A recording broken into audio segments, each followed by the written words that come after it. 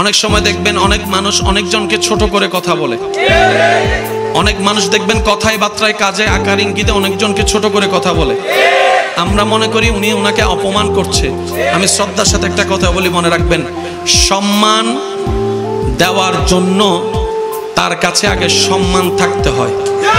যার কাছে সম্মান নাই সে সম্মান দিতে জানবে না। যার কাছে সম্মান দেওয়ার মতো সুন্দর একটা মন নাই সে কখনো সম্মান দিতে জানবে না।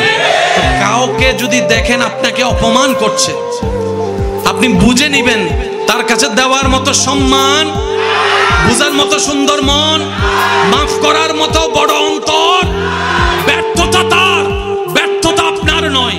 তো কারো কাছ থেকে অপমানিত হলে মন ছোট করবেন না। আমি অপমানিত হয়েছি, এই জায়গায় একটা টেকনিক অ্যাপ্লাই করবেন, সেটা হচ্ছে আপনি ধৈর্য ধরে ওনাকে মাফ করে দিবেন, আল্লাহর দিকে তাকাই ওনাকে মাফ করে দিবেন, দাবি মুক্ত করে দিবেন। আপনার রব